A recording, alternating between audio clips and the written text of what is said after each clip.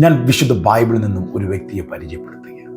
കർത്താവ് ജെരമ്യാ പ്രവാചകനോട് ഇങ്ങനെ അരുളി ചെയ്തു, നീ എഴുന്നേറ്റ് കുശവന്റെ വീട്ടിലേക്ക് ചെല്ലുക, അവിടെ വെച്ച് ഞാൻ എൻ്റെ വചനങ്ങളെ കേൾപ്പിക്കുമെന്ന് പറഞ്ഞു. അപ്പം ജെരമ്യാവ് കുശവന്റെ വീട്ടിൽ ചെന്നപ്പോൾ കുശവൻ ചക്രത്തിൽ വേല ചെയ്തുകൊണ്ടിരിക്കുകയാണ്. കളിമണ്ണ് കൊണ്ട് പാത്രം ഉണ്ടാക്കിയാണ്. ജെരമ്യാവ് നോക്കി നിൽക്കുമ്പോൾ കുശവന്റെ കയ്യിലിരുന്ന കളിമണ്ണ്, ആ പാത്രം ചീത്തയായി പോയി, ഉദ്ദേശിച്ച ഷേപ്പിലേക്ക് വന്നില്ല, ഉടഞ്ഞുപോയി. പക്ഷെ വിട്ടുകൊടുത്തില്ല. ആ കുശവൻ അത് വേറൊരു പാത്രമാക്കി മാറ്റി. ഉടഞ്ഞു തീർന്നു പോയതാണ്, പക്ഷെ അത് വേറൊരു ഷേപ്പിലേക്ക് പുതിയതൊരെണ്ണാക്കി മാറ്റി. എന്നിട്ട് പറയാണ്, ദൈവജനമേ, കുശവന്റെ കയ്യിൽ കളിമണ്ണ് ഇരിക്കുന്ന പോലെ നിങ്ങൾ എൻ്റെ കരങ്ങളിൽ ഇരിക്കും.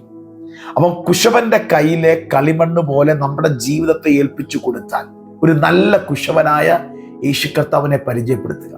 ജീവിതത്തിൽ കഴിഞ്ഞ നാളിൽ ഉടഞ്ഞു പോയോ, പരാജയപ്പെട്ടു പോയോ, തോൽവിയിലാണോ, ഒറ്റപ്പെട്ട അനുഭവമാണോ, സ്റ്റെപ്പ് വെച്ചതും ആഗ്രഹിച്ച് ഒന്നും നടക്കാൻ പറ്റാത്ത അനുഭവത്തിൽ കൂടാണോ നിങ്ങളുടെ ജീവിതം കടന്നു പോകുന്നത്?